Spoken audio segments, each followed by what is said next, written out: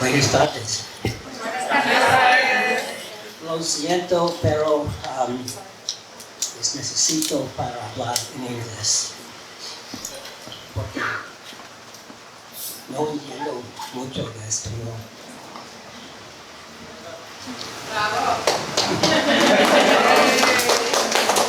So today I am here to speak about my new book, which is Diseño para un mundo mejor, designed for a better world, and it has to be meaningful, sustainable, and humanity-centered.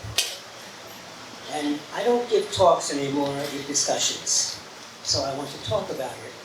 But because it's a new book and most of you don't know about it, I will tell you briefly what it's about. Thank you very much. So the world is a mess, and it's got all sorts of different problems. And so I decided it's time for me to stop writing about making things easier to use and easier to understand, like the book that you have, because that's important and useful, but it's not going to change it. So what can I do that might make a difference? Because lots of people are worried about this, and lots of people have very good ideas. So I decided I have to do what I know best. So what is it that I know best? Well, I have a very complicated background. I'm an electrical engineer, and a psychologist, and a cognitive scientist, and a business executive, and an academic, and a designer. And what do I design?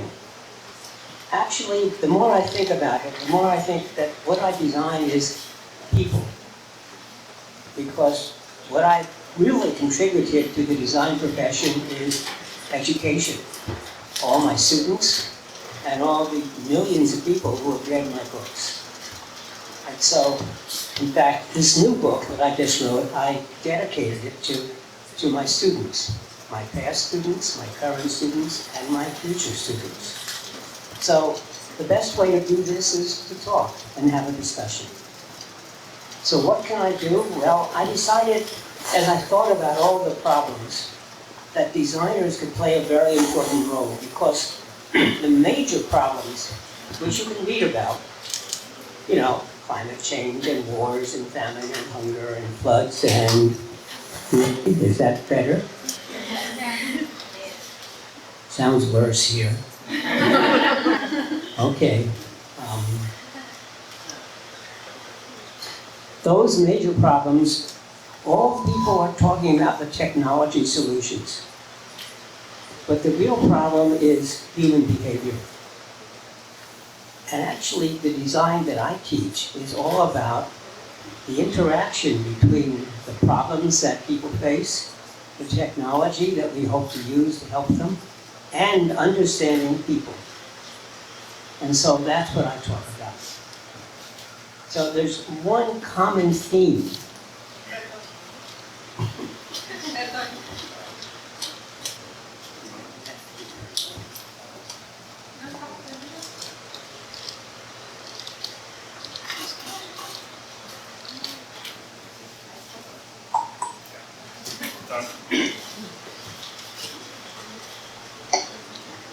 So there is one common, so we get feedback. Okay, how's that? So there is one common theme, which is human behavior, which is, you know, when a crisis comes, people are very good at responding to the crisis. But people are really bad at preventing it in the first place.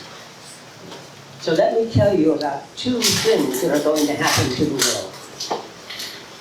One of them is epidemics, pandemics. We've all experienced COVID. We weren't ready for it when it happened, even though it was predicted.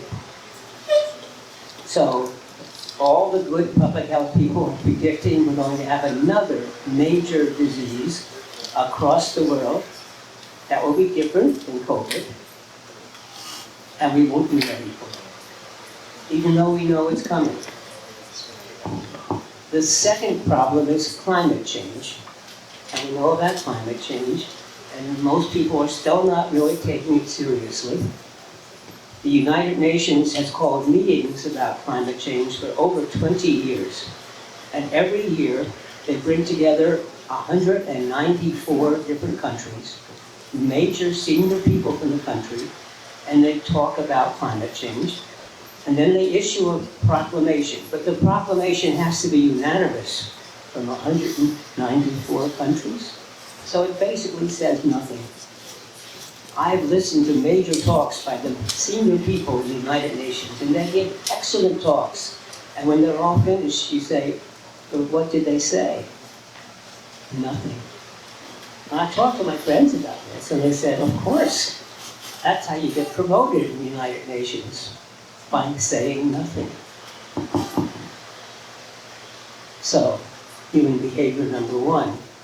But the other thing is, it isn't that climate change is the problem, it's that what it can cause. It's already causing fires all over the world. There are now fires in the country of Canada that is causing smoke all throughout much of the United States. And there are now fires in Mexico that is unusual. And there are fires in Europe. And there are floods. And there are floods not just near the ocean, but floods inland. And there's famine and hunger, and of course there are wars. And one of the things this is going to cause is a rise in immigration. People who could no longer live in their countries, and they have to move someplace else, and this is millions of people. And we're already facing that, and I don't have to describe the problems of immigration when I'm in Tijuana. So what can we do about it? How do we address it? These are human problems. And in part they're based because people don't understand the complexity of the world. The world is very complex. I like to use air conditioning as my example. I turn on air conditioning because it's really hot. And what does the air conditioner do? It cools me down, but it takes heat away from my apartment. And where does it put it? It puts it outside. It puts out more heat outside than it takes in, because nothing is completely efficient. In fact, there's a law against that. It's called the second law of thermodynamics. That is, it costs energy to do anything. And so you put out more heat. And not only that, how does you run the air conditioner? Well, it takes electricity. And where does the electricity come from? Well, it comes from burning fossil fuels. It comes from some source. Even if it comes from the sun or from the wind, you have to transmit it all the way from where it's created to us. And so you create more heat. In other words, when I turn on the air conditioner, I heat up the atmosphere, which means it's going to get hotter all around the world, which means I'll have to turn on the air conditioner more. And you might think that, it's a tiny little air conditioner, it's just me. Well, no, there are 3 billion air conditioners in the world. And it may take a long time. It may take 10 years before this impact is big enough. So, first of all, it's very hard for people to understand that a small thing done billions of times is a big thing. And second of all, that some things take a very, very long time to have an impact. So that's one thing of understanding. And the other thing is, what do climate scientists tell you? If the temperature rises more than 1.5 degrees over what it used to be back at the start of the Industrial Revolution in the 1700s, the world will fall apart. What? 1.5 degrees? Well, it's 1.5 degrees hotter right now in this room than it is outside. What are we talking about? And what they are talking about, they're not talking about weather. They're talking about climate, which is a technical term that almost nobody understands. But it turns out that an extra degree or two in the world atmosphere is a tremendous amount of heat. And that's what's causing the trouble. So why don't they tell us that instead of this 1.5 degrees, which is, by the way, too late, so now they're talking about 2 degrees. And look at the gross domestic product we measure.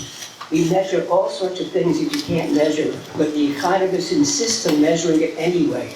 So the economists measure things that you can't really measure, and they measure it in money, because that's what economists talk about.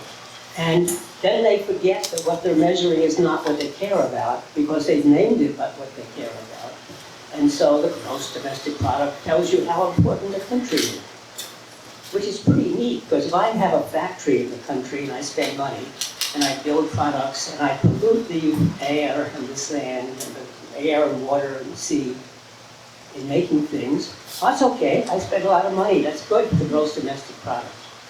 And if the country, the government now decides they have to clean up the pollution, they have to spend money to do that. And that's good. They spent money. And so guess what? The pollution counts twice. Once when you create it, and once when you clean it up. That's no way to run a country. And you know, we even talk about IQ scores. You know what an intelligence score is? We take a complex thing, well, like a government, and give it one number, gross domestic product, or we take intelligence, which nobody understands what it is, and we give it one number. Did you know that half the people in the world have intelligences of less than 100? Most people don't know that. Engineers are always surprised when I tell them that. Are you surprised? You probably don't know anybody with an IQ of less than 100. But the point is, the IQ scale is designed so that the median, the average, is 100. So half the people are above and half are below. And what does it mean? Here's what an IQ test really tells you. It tells you how well a person can take an IQ test. It doesn't tell you anything about how successful they're going to be or what kind of a person they are. Because it's a very complex thing. We've mixed it all up. So I'm saying, let's talk in meaningful ways. And there are people who've done it. There are people with much better ways of talking about the quality of a country. And there's one lovely theme I like. It came out of Oxford University in England, which is called donut economics. What they do is they draw a circle. And above the circle, they say, what's really important in the ecological? Nitrogen, yeah, and carbon dioxide, yeah, and methane, yeah. These are all negative properties. And they list about 10 of the most important things affecting quality of life. And they show you which ones are good and which ones are bad. And that's good. You can look at a country and say, oh, well, I can see they're doing really well in this, but they're not doing well in that. Now, that's a circle, it's not a donut. So we put another circle inside, which makes it a donut. And now what we do is we say, so what are the important social things like education and healthcare and clean water and good living, quality of life, et cetera, et cetera. And so now I can see how a country is doing on these dimensions. Well, people don't talk enough about that. They like a single number. But we can do that. So that's meaningful. Sustainability? Well,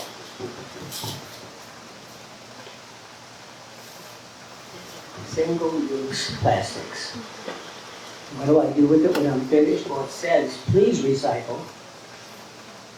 But what happens when I try to recycle it? Does it actually get recycled? Probably not. And can you recycle everything? Can you recycle a milk carton? The answer, if you look on the internet, is, oh yes. But there's always a little asterisk. But only if the company that does the recycling can take out and do it, because it's made out of cardboard, but you don't want milk in cardboard. So it's coated inside with plastic, and so you have to remove the plastic. And can that be done? Yes. Can the place where you send the milk carton do it? How can you tell? I don't know. And so recycling is actually not the answer. It never has been. And the little triangle with a number inside, you can barely find the triangle, and you can't read the number. And what does a number mean? You have to be a chemist to understand, or a material scientist. It doesn't mean you can recycle it. So, sustainability, we're not doing a good job. and moreover, they're horrible trying to stop people from using coal or using oil. And I can understand why it's difficult to stop because we still need electricity and power.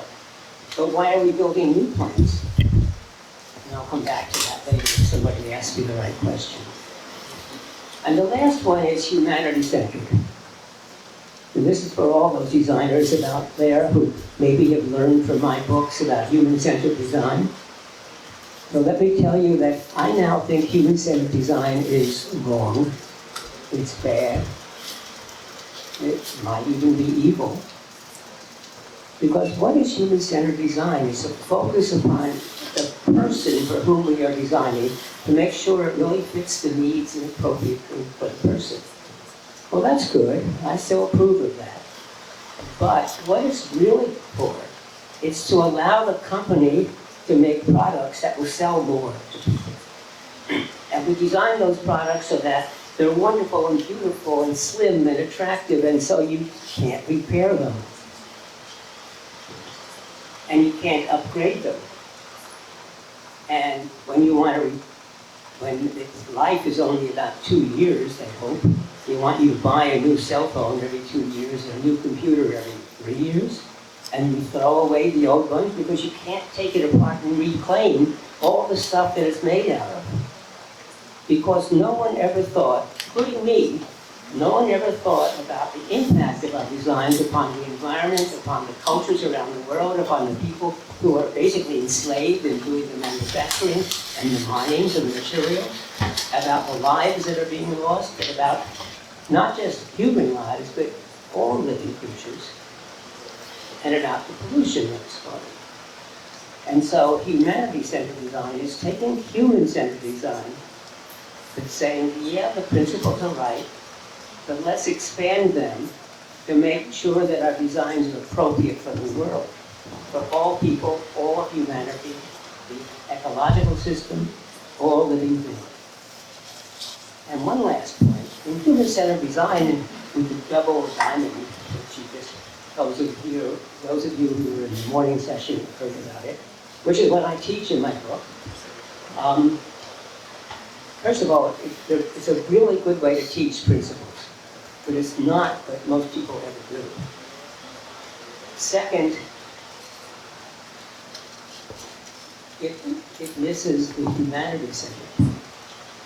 So what we have to do is take the principles of human-centered design and expand them to consider all of humanity. And finally, colonialism has caused great harm all throughout the world, where a foreign country comes in and discovers a land that is uninhabited except for the people who are living there. And it takes over and dominates and says, here's how you should live your life. The Spaniards did that to Latin America, the Spaniards and the people, the Portuguese. And the French, for a while, owned Mexico. And the Americans have done the same in the far west. And the British, in particular, were the dominating force, not because they were right or anything, but because they had the most powerful navy. Well, that's when a foreigner comes in and tells you what you have to do. That's what designers are doing. We go out and we study somebody for a while, and then we build something, and we say, this is for you, and it's exactly what you need, even though you didn't know it before, and even though you lived perfectly well without it beforehand. Well, we have to stop that. We have to invert it, as a talk this morning said. We have to reverse it, so that why can't the products become from the people? Where designers are facilitators and mentors and help them. But the ideas come from the people, not the ideas from the designer enforcing it upon the people. So that's the book.